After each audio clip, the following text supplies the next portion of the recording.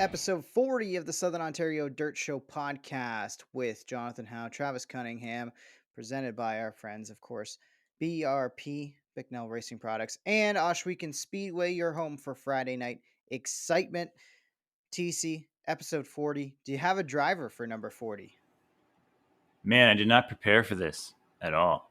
I did not either. I was thinking about it while I was at my parents' doing laundry. I was like, I should probably look into somebody, and I really can't rack my brain for a 40. I think there was like a Rick Baker or someone.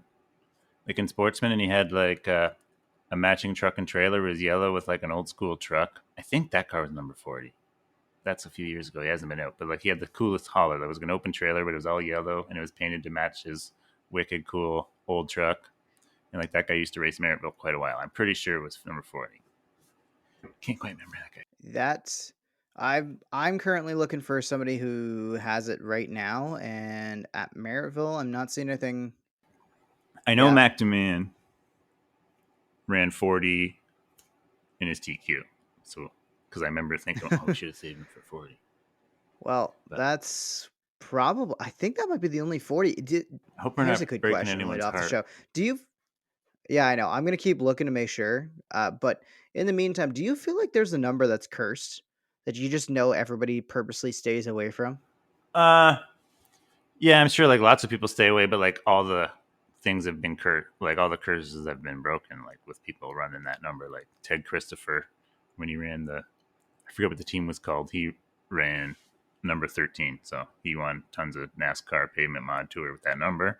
And Ed Howe, late models, always ran green car. So he used to win all the time. So there's green car and number 13 busted. So there's other ones like no peanuts in the pits. Hmm. But when I don't think I've ever heard the no peanuts in the pits thing.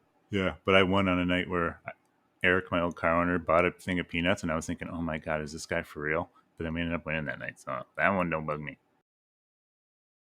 Obviously, we need to just have peanuts more often around you on Apparently. race days. Yeah, maybe I'm I don't even eat psychs peanuts, but everybody at this else point, up. I'm just going to But yeah, that's a pretty heavy buy one a pack for, and yeah, that's a weird racing yeah. superstition. Yeah. I do not have a 40. I've looked all through the classes at Maryville Speedway for who competed for points last year. No 40s came to mind. So if there's somebody at Oshweekend that I'm not thinking of, I'm sorry, but I don't have a 40. But it was really funny. I was playing around with some streams today because I'm playing like some NASCAR Heat on my Twitch, which is just the same as my Twitter and Instagram and everything else handle at Jonathon on air. And I randomly started talking about David Stremme in the number 40, and he's a guy who I remember back racing Cup Series, and I think now is still racing dirt in a couple places. I don't know if he's got a UMP mod. I think Yeah, that's the it's last UMP, thing I yeah. thought I saw him drive, but Yeah, you so nailed it. yeah, David Stremme. I can remember I'll him take like David in the Stremme for ASA a lack of him. and stuff. Yeah, Like right. coming up through NASCAR, yeah. Remember he won an He was ASA such a race hot for prospect. sure. Yeah, he's a super hot prospect, yeah. Yeah, never quite panned out, but that Ganassi team struggled for a pretty long time there in the mid 2000s. Like it was just kind of an average team for a while. So, but who knows what David could have done with maybe better equipment. But yeah, for lack of a 40, that's who I'm thinking of today for number 40. Yeah. I know you're still going through Oshweekend, but I think we should fire off a congratulations to our boy Mat Williamson, who goes down to Volusia and ends up with back-to-back wins on back-to-back last lap passes in the Super DIRTcar Series. Yeah. Pretty awesome run for him. Someone posted a picture of like his first run at Volusia, which was like over a decade ago to now, where he took home the Big Gator for the first time, where he won like the championship down there for the modifieds. So that's pretty cool. And I went 2 for 3, one Thursday night, and then me and the crew were watching in the shop with my mom on Saturday. And like the whole time she was watching, she was like, "This one time I was watching Matt, and he came up last lap or at the end of the race, and he got it." And she kept saying it all night. And then sure enough, he did it again for the second time. And like, she's just saying how he always does it. And she was right. He did it again. And Laner made a She little willed it mistake into on the the world. lap car. Yeah. But he was coming. But he had to start a little farther back on Saturday. Whereas Thursday, I think he started 5th or 3rd. I think he was 9th Saturday. So So would you say that Saturday was the more impressive of the two? Oh, they're both so impressive. So I can't say that because like both last lap passes for the win. Whereas like the Thursday one, he kind of like drove by the guy a lot more. Like Drelos picked the wrong lane and Matt picked the right lane, and yeah, reeled him in the last few laps and then passed him. Whereas the other one, he was still reeling him in, but Lehner made a pretty obvious wrong choice on a lapper and really, really slowed him up. And yeah, that was right there to pounce too on that one. So 12, what was And it? should mention 12 that, grand, 500 and 2 nights, plus the yeah, six on it's the pretty first night. Not pretty bad. solid money. Looking at it also, it should shout out Stuart Friesen went 20th to 8th on the first night. Well, not first night, but the first night that Matt won, which was Thursday night. Yeah. Yeah, it went 20th to 8th. And then I think he finished, That was the if night I'm he not missed mistaken, I for think he was 8th practice. on the Saturday night too. Yeah, exactly. He missed pretty much everything except for I think the last chance qualifier. I went, yeah, finished 8th that night as well. So pretty consistent for Stuart Friesen, consistently running 8th down there at Volusia. But just awesome. What kind of mojo do you think this gives Matt to go down there and have the start to the year that he's having? Oh, I'm sure it's definitely a lot better than running eighth 3 times. So yeah, but I'm sure he knows that the tracks that for the Super DIRTcar Series, a lot of them are different than Volusia. So I'm sure him and the team down there at the Buzz 288 are going to get down to work and make sure they're good on those tracks too. Because yeah, they can get quite different and a lot slicker, more like the New York ice kind of stuff. They're good on that Hmm. too. And should I was gonna say, and it should be mentioned that the DIRTcar Nationals was a non-points event, so points for the Super DIRTcar Series Yeah, start after the March 31st event at Atomic Speedway in Ohio. yeah, and I hope they So, get that one in as because much as that's that, going to be cool. yeah, as much as I'd hope that Matt can carry over this momentum, unfortunately, it doesn't mean too much for his pursuit of the Super DIRTcar Series title No. yet. But it does definitely establish that those Buzz Chew guys are ready to go this year, and that hopefully we see some big things from Matt later in the year. Also down stateside, we should probably talk about the King of the 360s, and Sam Hanford Jr. ends up winning it. And our guy Dylan Westbrook ends up finishing 12th on the Saturday night after starting 20th in the field. Yeah, the first night Jacob Dexter was down there and he looked real fast, won his heat, and then started third, fell back a bit, and then the next 2 nights I don't think he was able to make it. But Lee Martin was down there. I don't think he made any of the shows, maybe one.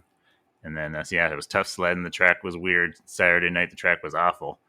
It was weird not seeing the Glenn Steyer's cars down there because they're just such a staple at that race and they won it so many times. But after seeing the track on Saturday, it was just like rubber down from the heat races, and guys were going through like 3-4 sets of tires, and like guys got multiple flats in the feature. Haferteep was the first guy to get a flat, ended up in victory lane because you could just, I don't know if he probably put a harder tire on and was able to just drive so much harder than people that had to baby their tire, like Dylan Westbrook, who didn't pit, or like he's had the same tire the whole time. So like he was out there not able to run his tire, trying to make it go down.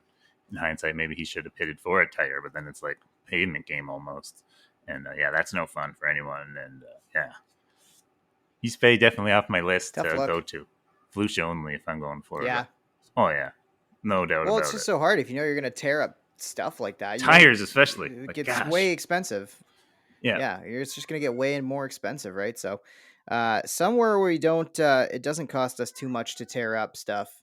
The BRPtv iRacing series, which we haven't talked about for the last couple of weeks. Bowie, do you want to be a part of this podcast? He does. So, anyways, the BRPtv iRacing series, Ryan Susi gets the win 2 weeks ago, and then we were back at Port Royal this week, and it's Brandon Plank getting the win in his return after a couple weeks off. Man, Brandon Plank is just so good, but I really thought our boy Jamie Porter was going to have something for him, and he almost did. Man, that was an exciting race up at the front. How did you view that race from your vantage point in the iRacing series? Oh, I can't even remember from my vantage point. I remember getting clipped a couple times. Thought I missed a rack or two. Yeah, just wasn't as good as my first Port Royal, which ended bad anyways. But yeah, I was hoping for Jamie Porter to win. But I thought the coolest thing when Ryan Susi won Lyman Land, he like literally exhaled in the Discord and he was like, "Oh, that gets me more worked up in real life, and I totally relate to that. I don't know what it is about the iRacing stuff, but I don't know if people are more on edge if Yeah, they get there's into something them or to it. something about it or what. Like, because like I don't that's what he I did. Like, don't know how to explain it. I don't know how to explain it either. Like I even from my vantage point, like it seems a bit more intense. I don't know if it feels faster because kind of. it's on I don't know. computer or something.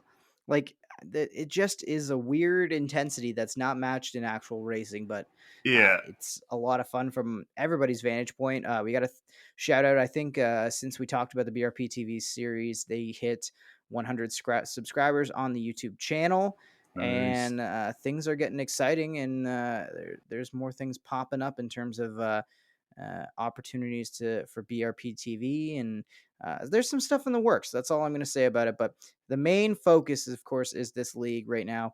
The points are getting really, really exciting. So if you want to stay up to date with the championship stuff, make sure you tuned into the broadcasts. Me and my pal Joe Donahue do a pretty good job of recapping the points throughout the show while we can, and we're starting to factor in people's drop weeks, right? So if you're unfamiliar with the BRP iRacing League and how this is going to work, the idea is that each driver is going to get to drop one of their finishes, so their worst finish. So if they miss a race flat out, they're dropping that loss of however many points. And then, like Travis, you've made, I'm pretty sure, every single event. So take whatever your worst finish was, and you're just going to drop that at the end of the year and take Mm. that away from you. So we'll see how that shakes out the points. It's been pretty interesting, and the points battles, like, I think the So top five are close. separated by like 20 points. It's so close. It's awesome. So, and I think we got 7 races left now. I Porter think, if says I'm he's not got a miss too. I wrong, think. maybe 6. Yeah, Porter is up there in points, and he's gonna have to miss a few. Got a laptop Travis ports. Miller is committed. Travis Miller's committed to not running, and Yeah. I'm upset with him because he's solidly in the points, even with having to run some more small blocks still. And I feel like with how everything's going to shake out, with guys like Brandon Plank and Jamie Porter having to miss more events, like he could get up there and be a championship contender, but just go and get your small blocks done. And I don't think he's going to do it, but Well, it's almost he's too late. determined to go for some wins. So it's almost too late, but it's not yet. So just go for it, Travis. If you hear me, we'll see. Other We Travis. want to talk about something you got on right now, the Lincoln race. Yeah. What's happening on the screen right now, and what? Just talk to us about. You mentioned they do something interesting when they've got kind of the threat of weather involved in their situation. Yes. So this is we're recording Thursday night, and Freddie Raymer just getting back into his car after picking up the icebreaker at Lincoln Speedway, and this is Hanover, Pennsylvania. It's a 410 Central Pennsylvania track. Our boy Joe Donahue is down there, your co-host BRPtv, and yeah, so it was supposed to be Saturday, Sunday, and Lincoln has been starting to get famous for if like a lot of times because they open so early. So like this is the start of their season, they'll go straight into October, which is pretty awesome. Not gonna lie on that one, but yeah. So a lot of times early in the year, there could be like weather or getting too cold later at night. So they'll during the week like just say on their Facebook page or whatever that we're moving the time up, and then sucks for some people. Like if you're working Saturday because they're more normal nights Saturday, and but yeah, they'll just move it up to 3 or and get it in there. And just thinking, if you have a track and you want to make some money, and you know there's going to be weather, power of social media these days, just maybe mess with the start time a little bit because it seems to work for Lincoln Yeah, because you would be. they. That's when I was No finished. Sorry, I said because they did this. It was supposed worries. to rain Saturday and they moved it to tonight. That was the main thing I meant to say. Mm-hmm. Yeah, But even just like the idea of moving up the day of, like, for a local track like Merrittville or Rush, we can. yeah, the day of Would especially. you be in favor of that as somebody who's driving to make sure you still get your race in? Um, and obviously, if you are moving it up, you can't control the weather. So you might move up the race times, get everybody there, get all the cars there, get everybody unloaded, get through the heats, and then you still have to cancel at feature time anyways. So, I think it'd be tougher for a what would you Friday. rather do? For a Friday track, I think that'd be a little bit tougher to do because of work and stuff for most of the competitors, I'm sure. Hmm. I'm lucky I'd be able to go anyways. But anyway, but like Saturday and Sunday races, I'm thinking, yeah, that's kind of a thing that could be utilized a little bit. Yeah, it's hard because like I come at it from the standpoint of you know car count, right? Like if you move things up, then there's now instead of a 0% chance of getting the show in, there's a 50-50 chance. If I've got to drive and haul 2-3 hours to get to the racetrack, am I still going to make that drive? Am I still going to put on all that work just to potentially have feature time canceled, and then I've got to run a double feature in the next week? Like, I can come at it from that standpoint of saying it might not be worth it. It's looking like you're going to miss it I for don't sure necessarily know. with the move. Yeah, right. Because I don't know. And you got to let Because I don't everyone know know it necessarily what like beforehand Lincoln's. that you're thinking of doing stuff like that Yeah, like stuff before the I season just even don't know what starts. Lincoln's like car count and how local all the Oh, it's drivers always are. good Right. just because Like there's such a if following over there. That's their deal too, because it's in central yeah, Pennsylvania. Yep, yeah. So they definitely I get away with it. definitely wouldn't be opposed to it. I definitely wouldn't be opposed to it, especially up here. If there's ever a time to try it, it's this season. I don't know what the weather is going to be like. I haven't looked at the Farmer's Almanac for this summer, whether it's going to be a dry summer or Last year wet was summer or awesome. whatever. But Not many renotes. yeah, last year was perfect. Yeah, I think we had maybe one at Maryville, maybe two. there was like never even a night where you I think had there to was make that call. So promoter's dream season last year. yeah. The only night was that it was one of the holiday long holiday weekends, and I think we canceled a Saturday race. I think we canceled the Sportsman feature and had to Yeah, rerun it I on think so. the Yeah, holiday Monday. yeah, I think if I'm remembering correctly. So, I think you're about but right. yeah, I'm not necessarily opposed to it. I just wonder if it would work up here with how far a lot of our drivers have to travel for racing. Um, Whether they would still even try to make the show or not. But I guess if you're running for points, that's your incentive to show up. Who So travels it's super an far interesting at Maryville? concept. Well, I mean, Steve Shaw, I guess. trying to think. I mean, like if you're Chris Hale, Chris Chris Hale's Hale, coming yeah. from like Guelph, right? Guelph, yeah. So Yeah, there's they're a a couple couple. million guys I'm thinking of. I feel like it's a lot of like Thunderstock guys. Even Caster Center's like I feel like a bit of a drive, right? So A little bit. But because that's more like Oshweekon way, right? yeah. Highway Yeah, 20, that. that is the one place I've read on the lineup card. I don't know how many times Caster Center, You have uh, no idea where it is? and no idea. Couldn't tell you anywhere. I Oh, think it's somewhere around like Port Dover, Oshweekon. I don't like you. That should be a game that we can play. You can pick random hometowns of race car drivers, and I have to tell you roughly where it is in Ontario. I feel like it would go really poorly, but at least be entertaining to the fans. So if we get a really slow week, maybe that's a game we'll launch with the fans or something.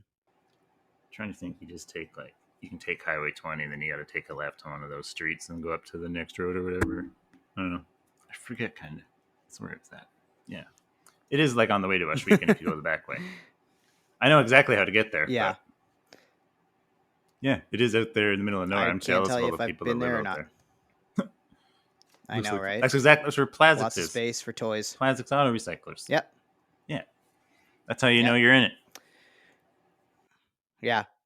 I want to get to also giving a shout out to some of our dirt guys representing well at the Daytona 500. I mean, Ricky Stenhouse Jr. wins it, sprint car guy. He gets a push from Kyle Larson, sprint car guy, to take the lead, Late model guy now. and also gets a push on the last lap from Christopher Bell to also keep the lead. So three dirt guys really factoring into the end of this race. And also Alex Bowman, dirt guy, finishes fifth. So Bunch of dirt guys. What does that tell you? Love it. it tells me that dirt racing prepares you to have unreal car control. That's Mhm. I think the number one thing that I could probably take away from it. You're definitely somebody who could better explain that than me, but I just feel like that's probably why you see so many dirt guys in NASCAR, especially in the top ranks with the Cup Series right now, doing well. And I don't think we should be surprised if Kyle Larson excels in IndyCar when he tries the IndyCar or in the Indy Oh, 500 next year. So I wish it wasn't next year. Can't like yeah, tease I us kind of wish like it was that. this year too, eh? Oh my god. Then we I have know, it's but like Christmas, but two. Oh, we're gonna skip Christmas this year. What? yeah. Yeah, that's a little tough. But if you want more If you want more NASCAR talk, I know this is a dirt car show, so I'm just gonna take a second here, Travis, and you can. I'm gonna plug my YouTube channel. Plug it. How about that race on YouTube? That is my home to talk about NASCAR, and I'm going to talk about all the big time racing stuff. I'm going to talk about IndyCar. I'm going to talk about F1. I'm going to maybe. I'm posting a video on the Daytona 500 tonight. This is Thursday, so you'll be able to go check that out. And I might even get into some of the nonsense from the Xfinity race where Dale Jr.'s cars all ended up crashing in the final couple laps when they were running second through fifth somehow. So that's kind of a debacle, but I'll probably make a video on that. But yeah, if you want more like stock car and big time auto racing stuff, you can follow along. How about that race on YouTube? Nonsense but if you want to in stick the with lower the dirt divisions world, we got you. at Daytona. Yeah. No. I know. Did you realize that not a single race except for the ARCA series actually finished under green? The ARCA race was a good race. I was watching the whole thing. That was the one thing I wanted to say. Steve Lewis Jr., Ransomville regular. Got just a dream deal. Found some money somewhere. Bought an ARCA car. Finished 13th. That was the one thing I was thinking about we missed. Steve Lewis Jr. Yeah. Good run. And shout out to Canadian Jason White, who almost had it at the end there. That was kind of a heartbreaker. Yeah, that was my favorite race of the week. Hands down. Not even close. Yeah, the ARCA cars, that was a really good quality show. Trucks obviously got rain shortened. Stuart Friesen got turned going for the lead at the end of a stage after throwing kind of a questionable block. But that was pretty Xfinity bad. cars crash on the last lap. Yeah. Xfinity cars crash on the last lap. Cup cars crash on the last lap. So none of the big three actually finished under green. So kind of a raw deal. Yeah. Which is something that probably wouldn't really happen in the dirt world. So advantage dirt world. Pretty rare. We also got to give a shout out to everybody we've heard. I think the Bob Slack interview has been one of the most popular interviews that we've had so far. People asking where the podcast was on Friday as I was getting it up. People getting back to me over the weekend saying it was a great interview. When's part 2 coming out? Well, we have part 2. It's coming up next on the Southern Ontario Dirt Show podcast. The Southern Ontario Dirt Show is brought to you by Ohsweken Speedway, Southern Ontario's home for Friday night excitement. For over 25 years, Ohsweken Speedway has promoted and played host to sprint car racing with a new season of family-friendly events to be unveiled in the near future. Catch our own Travis Cunningham as he races weekly in the 360 division each Friday night in pursuit of a season-long championship. The Friday night lineups are rounded out by crate sprints, thunder stocks, and mini stock divisions as well. In addition to weekly racing, Ohsweken Speedway will also hold several marquee events for the Southern Ontario Sprints, the Action Sprint Tour in their West Series and National Series, as well as a visit from Canada's premier stock car series, the NASCAR Pinty Series on August 14th and 15th for their only stop on dirt. Mark your calendars as the 3/8 mile dirt track located in Ohsweken, Ontario welcomes drivers from across the country and beyond for the 19th running of the Canadian DIRTcar Nationals, which is scheduled for September 16th. To keep up to date with the latest news from the track, be sure to find them on Facebook, Instagram, and Twitter. For track information on policies, admissions, directions, and more, be sure to visit ohswekenspeedway.ca. That's OHSWEKEN Speedway.ca. Ohsweken Speedway, your home for Friday night excitement. The Southern Ontario Dirt Show is brought to you by Bicknell Racing Products. The last 40 years plus have seen Bicknell Racing Products grow to be an industry leader for racers and enthusiasts alike. Their St. Catharines location is home to 20,000 square feet of manufacturing and retail space, with a second store in Niagara Falls, New York, and a dealer network that continues to grow day by day to serve Southern Ontario, Western New York, and beyond. Bicknell Racing Products distributes Hoosier tires for much of Eastern Canada, New York, and even parts of Pennsylvania. BRP has everything you could need to keep your car performing at its peak with genuine parts from the manufacturer. They even have a technical support line committed to helping you with the most up-to-date information and feedback from racers and crew chiefs. Have you ever thought about a career in the automotive or racing industry? Now is your chance to take the leap with Bicknell Racing Products. They are looking for CNC machine operators, welders, and more to join their team this season. Please send all resumes to Dana Curving at BicknellRacingProducts.com. That's DANACURVIN at BicknellRacingProducts.com. For further information on Bicknell Racing Products and to find a dealer near you, visit BRP online at www.brp.ca. BicknellRacingProducts.com or on Facebook or at Twitter.com/BicknellRacing. It's one I wanted to ask you about, actually. I wanted to ask you about that adventure and the learning curve. We've had Dave Bailey on to talk about it in the past, and I guess talk to us about that experiment and whether it's something that's going to happen in the future. I know there's 2 races at Ush Weekend this year for you to attempt if you guys wanted to go do that. Well, I was pretty pissed after the first time. We were really, really, really shy on sleep and time, and we raced about 7 times in 9 days, and I guess I was pissed at myself because sometimes when you think you're really, really smart, that's usually when you get proved how stupid you are. Yeah. That was one of them situations where what I thought would happen didn't happen, and what I thought would work didn't work. And then the more I looked at it afterwards, I'm like, you are an idiot. Like, you should have known better. You should have known that wouldn't have worked.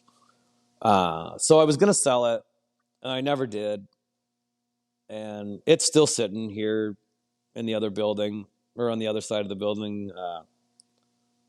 It's sitting underneath a hoist, and there's my big block car sitting on top of it. And it doesn't really need a lot of work. I mean, I cut enough shit off of it and laid under it till 2 or 3 in the morning. Me and Bailey and Joe Middlemiss and his brother stopped by. They were helping and in the parking lot. I'm not a fan of the NASCAR rules or how all that works, but it's just really different from what I'm used to. So I shouldn't really bash them as much as I was thinking about at first. Like, I was not really thrilled with the whole thing, but it's just more my fault for not knowing how they operate. So am I going to do it again? Yeah. I'm going to do it again. Good to know. Good Made to know. Johnny's day. It's just something to cheer for. It's one of our guys that I get to cheer for when I go up there and watch you guys race, and it's just so fascinating because you mentioned the rules package being different, but I think it was Dave that was explaining that you guys kind of went in one direction to start that event and then ended up basically completely reversing course on what you had set up. Yeah, well, we ended up going 3 different directions. So we went the first direction, which was probably pushing some of the rules. But I read that rule book. I'm not cheating, but I had some things I thought were going to be really good. And then a bunch of shit happened with the asphalt side of things. And they ended up changing the rules like 2 weeks before the race. So, out come the cutting torches basically and cut all that off of it. It was a lot of work to cut everything back off and change it back to how it should be. And then we went and tested that night, and then one of the parts I built failed, which was like, it happens to all of us, but then you really start thinking you're an idiot. So then we come back and cut all that shit off and changed it all again. And we were terrible the first night. So then NASCAR's got this rule where you're not allowed to work on the race car like until a certain time. You can't even unload it. But they don't say how. Well, they don't say how late you can work on it at night. So I'm like, well, that's no problem. Shop's just up the road, so I came up the shop and left Dave and them guys at the track and told them what to start ripping apart. And we cut and ground and welded and gouged and carried on. And got it to where we were a whole lot better the next day. The funny thing is like we all kind of ended up on asphalt setups for the most part because those tires really didn't have any traction. Like, suspension stuff only gets activated with traction, and if you don't have any traction, then nothing gets activated. So, we just kind of went and calmed it all down. And I don't know anything about the front ends on them. I kind of like taught myself enough just to be dangerous to get it set, but I either need to do a whole bunch of reading or probably just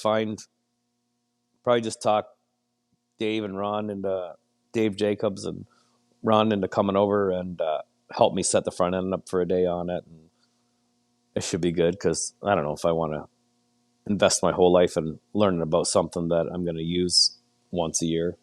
to be honest with you. But Yeah, fair enough. so, but no, we'll probably do it again. I mean, I thought Dave did a great job. I mean, you think of all the things that kid was up against. Like, he'd never driven with a radio in his ear. He'd never driven with somebody like me on the radio. Uh, he'd never driven anything with that much horsepower, like, or that little amount of traction. I think we were up to 6th at one point or 7th or something. I thought he did an excellent job.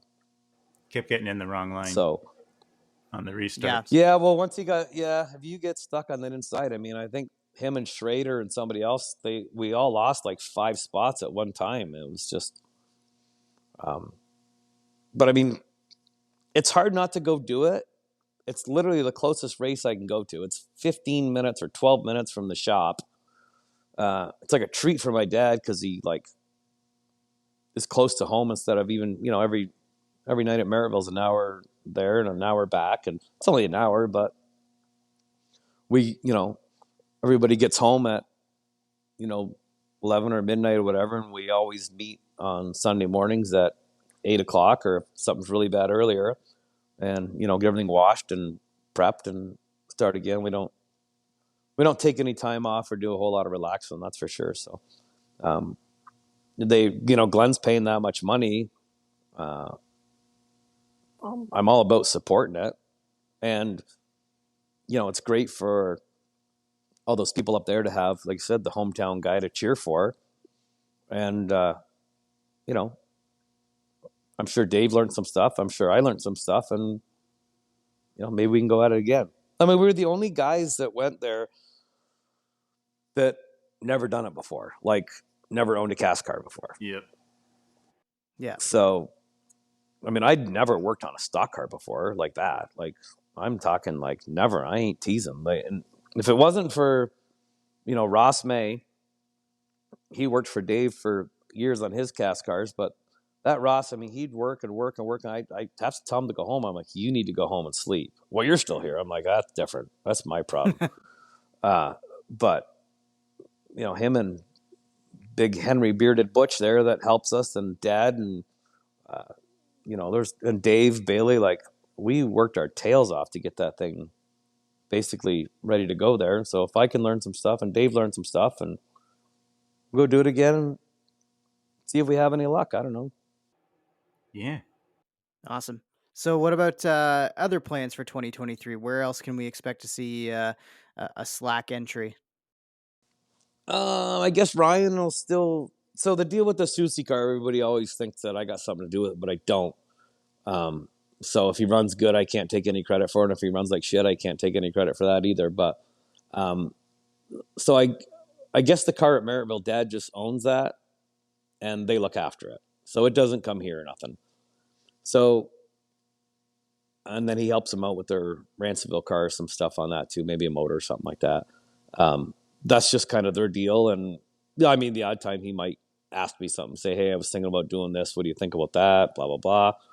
And, I give him my yay or nay on it, or my opinion or whatever. So he'll still be at Ransomville, I guess, on Friday nights and Merrittville on Saturday nights.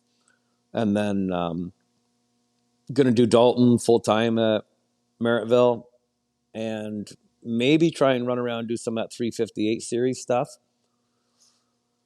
Because it's really only in the spring and then End of the year. In the fall, right? Yeah.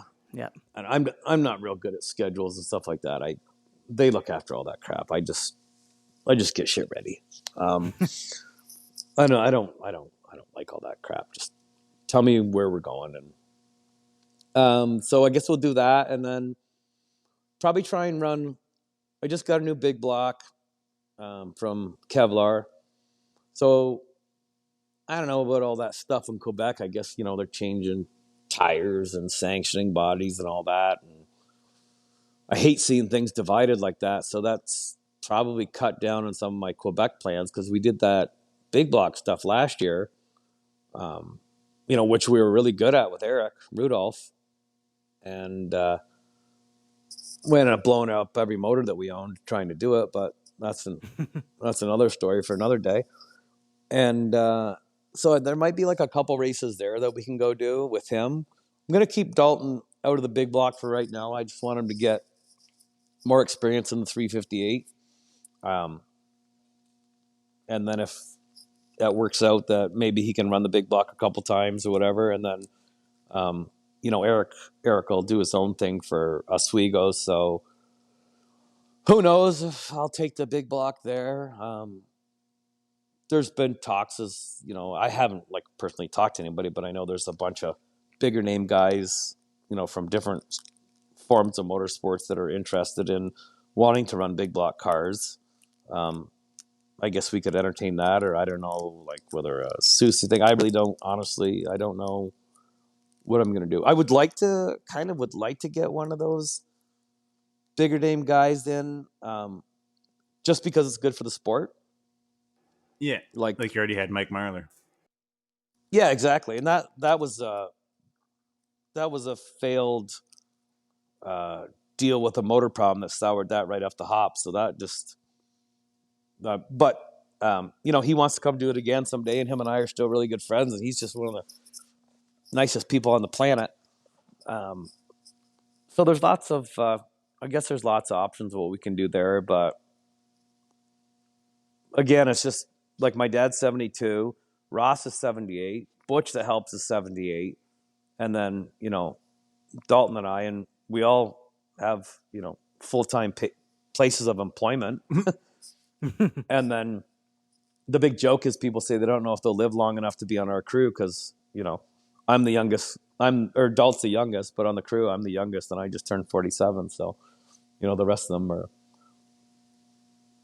they're not spring chickens anymore. But man, they still work. Like them guys will do anything. Like Butch, he helped my dad since before I was born. Like he's been around my dad as the majority of his life. So, but we'll probably still go pound our heads against the wall and run up and down the highway and race wherever we can race as much as we can. And luckily, like I said, my wife loves it. She's like more than understanding. She's basically let me do whatever I wanted to do, however to make a living, for us my whole life basically. So she's never said like, you can't do this, you can't do that, why are you doing this, why are you doing that. She just, I don't know, trucks along and puts up with it all. So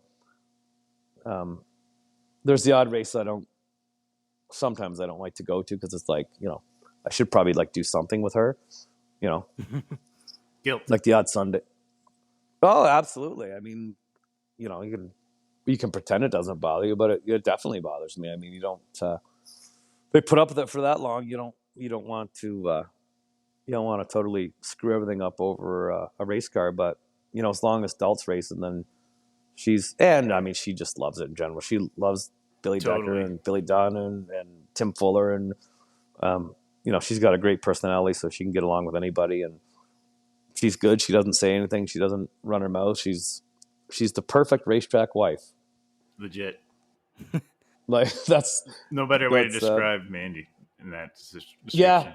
Well, I mean, she's just a perfect wife in general, yeah, I guess. Yep. But I mean, like racetrack wife, I mean, yeah, she's into it, man. I'll tell you. She liked go-kart racing more than stock car racing, only because she could be like physically so much more involved in the go-karts with the tire stuff and all that. Yep.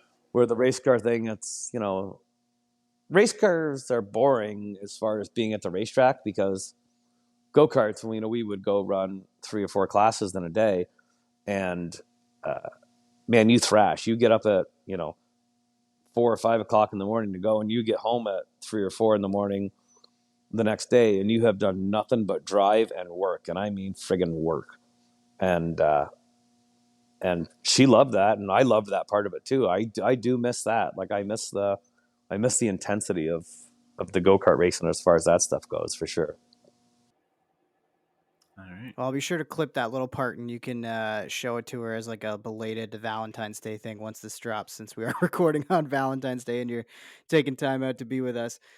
Travis, do you have one more before I wrap this thing up? Because I got one. We definitely covered everything I wanted to hit.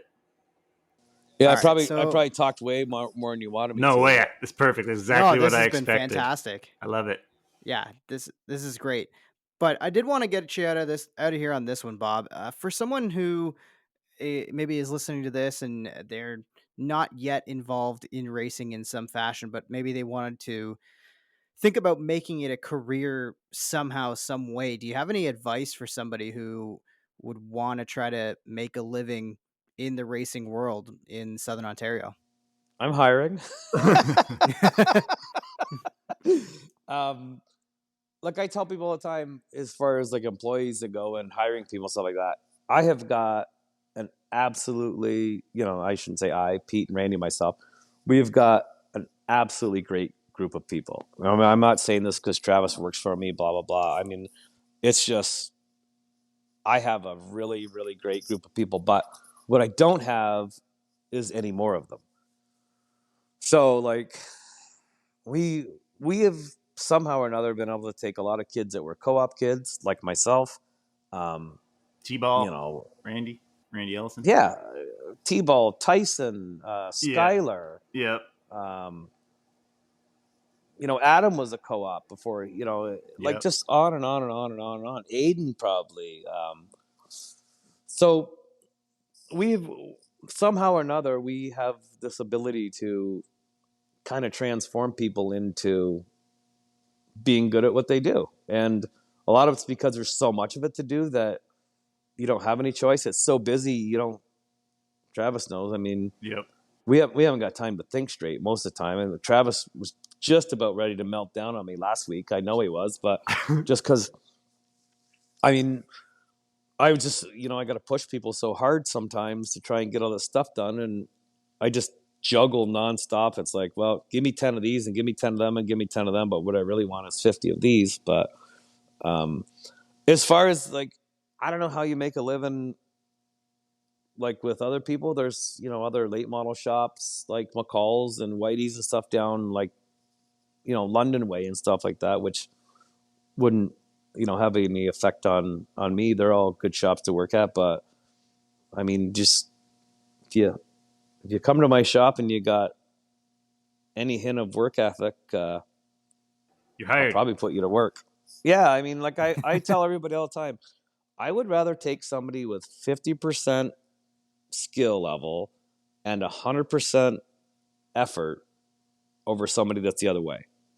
Yeah. Because everybody can tell you how smart they are and how great they are, but you give me some kid or some guy who, walking around and handing out a resume to me means way more than like if you email it. I might look at it. I'll look at it, but it's like if you actually got off your ass and used your 2 feet and came to my shop and handed me a resume, I'm going to look at that closer than I am if you just emailed me or called me because, you really want it. Like anything in life, like you have to want it, right? Like, I mean, look at it. Like I said, I got laughed out of house and home, for saying what I was going to do. But if you really want something, and whether it's an employer or a friend or whatever can see that you are really, willing to give it everything you got to do it, then it's pretty hard, to look at somebody like that and not want to give them a chance, right? I mean, they might prove you wrong. I've been proved wrong before, but that's the biggest thing in my books. If you're showing up and you're ready to work, and my dad taught me years ago that there is a home for everybody in every business.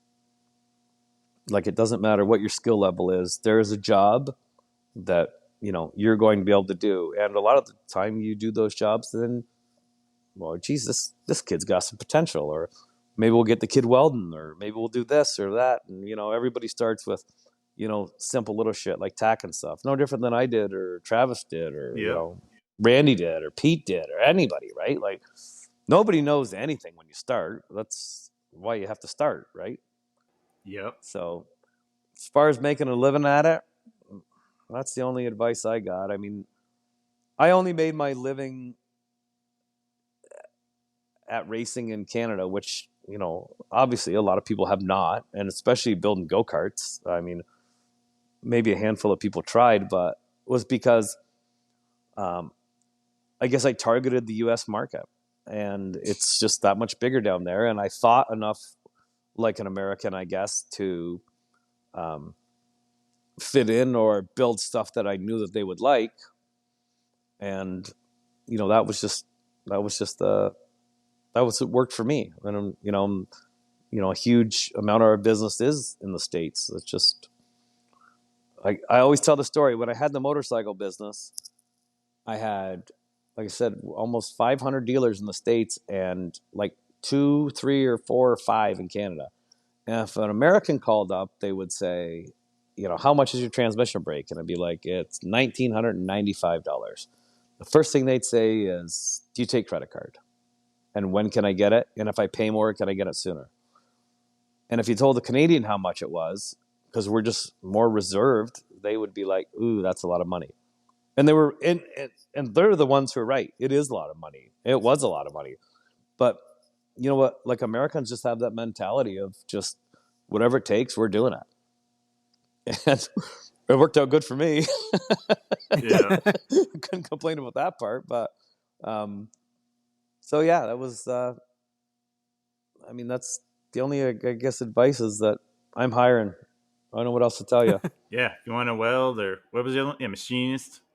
Come on down. Yeah, like welding, machining, packaging. Like I said, we have just an amazing group of guys and girls in that place. And I've done a lot of things in my life and been through a lot of different businesses and this, that, and everything else. And our people work hard. Like, if you go home at the end of the day, you're probably tired, but our turnaround is just about nothing. Like, we can't be that bad of people to work for, I guess. I try to be as fair as I can with somebody or people, or help somebody when I need it or when they need it. And I know that they help me when I need it. So it's I think it's a pretty cool place. I agree. That's why I came back. Exactly. Return of the Travi. That's what Return Bob of the calls Travi. me at work every day. Return of the Travi. Never That's calls right. me my name. Return of the Travi. You pretty much got to have a nickname if you're going to be there. If you're going to be around, I can't remember most people's names, so yep, they all just get nicknames. But yeah, so Hey, if you're looking, that sounds like a great place to work, honestly. we have fun. We have, I'm sure there's days where they think I'm an idiot and whatever, but I always tell people, like, like my dad told me, like, you might work for yourself, but you still work for your customers.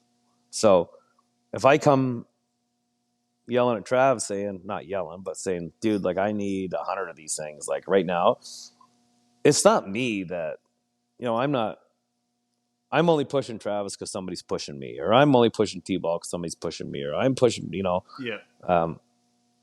We just, that's the reason we are successful, is because everybody works hard and everybody does whatever it takes. And yeah, I got a load of zinc in the back of my truck right now that I'm going to go drop off at the shop when I leave Caledonia here, because I'm afraid somebody will steal it. So that's just the only thing we didn't touch on, is like how like even mid 2010s, like there was still like a lot of TOs and Troyers in the field, and now it's like 95% BRP, and that's another reason why we're so busy at work nonstop. Yeah, for sure. And some people get mad about that, but I don't know what to tell you. Like I said, everybody works really hard at it. We all want to be good at it. I know you, I know T-Ball, I know Chris, I know Diablo, I know all them guys. They still look at their welds when they're done welding them, and they're proud of them. Damn right. Right? Yeah. And that's what it takes. I've got part-time work like Jerry. Jerry works 3 days a week for us. That guy's a workhorse. Yep. If you're retired and you want to work a few days a week, call me. If you want to work 60 hours a week, call me. Like, we just have a great group of people that work really hard, and we produce really good stuff, and we produce it in a timely fashion, and we have very good stock on what we build. And that stuff, that's not me. That's that was Randy and Pete from years back. They've always been that way. So if I was in charge of that, I might not be as good at it, but my computer tells me what we need to build, and then we all just get together and figure out how to build it. Some days we have to have a meeting and say, listen, we need to get all this stuff done. And, guys like Travis, whatever, will go, yep, good, okay, yep, we'll do this, you do that, you do this, you do that, and we get it done. So I tell people all the time, I won't apologize for having the most race cars in the field, because I won't apologize for us having a good business and a good group of people and treating our people, I guess, well enough that they want to stay and still work hard. So, I'm not apologizing for working really hard to try and be the best at what we do. And Yeah. I tell people one other thing. I said, if you build the most race cars, you also have the most race cars in the B main, and you also have the most unhappy customers. And people laugh at me, but it's true. That is also true. Because, nobody calls you when they win. Yeah. Like, they call you when they don't win. Well, No there's only news one is good winner. news. That's right. That was at There's the only engine one- shop. That was our That's right. motto. Yep. There's only one winner in each class each night, and the rest of them guys, like, Randy and his telephone abilities, like, I don't know how the guy does it. Like, It's he's so insane. much better of a person than I am. Like, he like, and Pete's really good with customers too. Yeah. And I'm not saying that I'm not good with customers, but I prefer, I'm more of a mechanical mind than I am. I don't know. Randy's he's like the mayor. Like I said, that guy walks around. He talks to everybody. He knows everybody's name. He knows the kids' names. He knows the wife's names. He knows, hey, how's the kids doing in soccer? I'm like, how do you remember all this stuff? Yep. But he's important. But even Ted's really, really good at the phone stuff and the shock stuff and the customer help. Like, I know I haven't named everybody, but I'd be lost without any of them, really, and our customers would be lost without any of them. So that's why we try hard to make sure that everybody's happy and wants to stay. Yep. Awesome. Well, that's a great place to leave it, Bob. Thanks for taking your time tonight and telling some stories and just sharing a wild life in racing and multiple facets of racing and technology, business. So many things to talk about with you, and it was awesome to get so much of it in. Thanks again, eh? Well, I appreciate you having me, and I probably missed 8 million parts of it, but whatever. That's okay. We'll It do is what it another. That just means Travis gets to bug in. Yeah, we'll do bug part you 2 down the a road. couple years down the road. Who knows? That's hard to say what happened by then. That's true. Yeah, you never know. Never know. Thanks again, eh, Bob. All right, thank you. Thanks, bud. Have a great night. You too. And the checkered is out on another episode of the Southern Ontario Dirt Show. Be sure to rate, review, and subscribe for future episodes. Connect with us on Facebook, Twitter, Instagram, and TikTok at Southern Ontario Dirt Show. Have a question for the show? Email us, southernontariodirtshow@gmail.com. Thanks for supporting local racing in Southern Ontario, and we'll see you at the track.